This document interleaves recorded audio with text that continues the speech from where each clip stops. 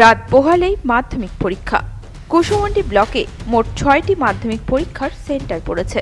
কুসুমন্ডি উচ্চ বিদ্যালয়, নাইট উচ্চ বিদ্যালয়, মহিপাল উচ্চ বিদ্যালয়, লোহাগঞ্জ উচ্চ বিদ্যালয়, মানিকর উচ্চ বিদ্যালয় এবং খাড়াইল টঙ্গনাথ উচ্চ বিদ্যালয়।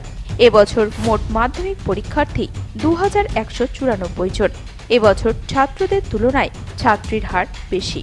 এই মাধ্যমিক পরীক্ষাকে কেন্দ্র করে ছাত্রছাত্রীদের সুবিধার্থে বিভিন্ন নিরাপত্তা ব্যবস্থা ও কড়া পুলিশি নজরদারির ব্যবস্থা করা হয়েছে। এর পাশাপাশি সুষ্ঠুভাবে এবং নির্বিঘ্নে পরীক্ষা সম্পন্ন করতে বিশেষ উদ্যোগ নেওয়া হয়েছে প্রশাসনের তরফে। এই বিষয়ে কুসুমন্ডি উচ্চ বিদ্যালয়ের প্রধান শিক্ষক ফিরোজ আহমেদ জানান, ব্লকে দুটো সেন্টার অ্যাকচুয়ালি মূলত একটা হচ্ছে কুসুমন্ডি এএমপি সেন্টার, যার মেইন সেন্টার হিসেবে কুসুমন্ডি হাই স্কুলকে বিবেচিত করা হয়, আর একটা হচ্ছে কুসুমন্ডি বিএমপি সেন্টার, যার সেন্টার হিসেবে কাজ করে হচ্ছে নাইট উচ্চ বিদ্যালয়।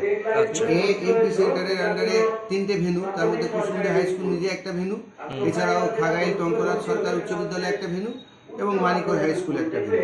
বি সেন্টারেরও ওদেরও 3টে ভেন্যু, তার মধ্যে নাইট উচ্চ বিদ্যালয় নিজে একটা ভেন্যু এবং হচ্ছে লোহাগঞ্জ হাই স্কুলে একটা ভেন্যু এবং মহিপাল হাই স্কুলে একটা ভেন্যু। এবারে দুটো সেন্টার মিলে আমরা যা তথ্য পেয়েছি তাতে 2194 জন পরীক্ষার্থী পরীক্ষা দেবে, যার মধ্যে 1080 জন হচ্ছে আমাদের এএমপি সেন্টারে এবং বিএমপি সেন্টারে হচ্ছে 1114 জন। আচ্ছা স্যার, এটা বিগত কয়েক বছর ধরে আমরা যেটা লক্ষ্য করছি যে মাধ্যমিক পরীক্ষার্থীদের মধ্যে প্রায় 70% আমরা দেখতে পাচ্ছি মেয়ে এবং 30% ছেলে। মানে আমি আমার সেন্টারের কথা যদি বলি তাহলে 1080 জনের মধ্যে 602 জন হচ্ছে গার্লস ক্যান্ডিডেট যারা পরীক্ষা দেবে, আর 478 জন হচ্ছে মেল ক্যান্ডিডেট বা ছেলেরা পরীক্ষা দেবে। সুবিধে বলবো যে সুবিধের বিষয় তো পরীক্ষায় আলাদা করে সুবিধার বিষয় বলে কিছু নেই। যেটা হয়েছে সেটা হচ্ছে টাইমে একটা বড় পরিবর্তন হয়েছে।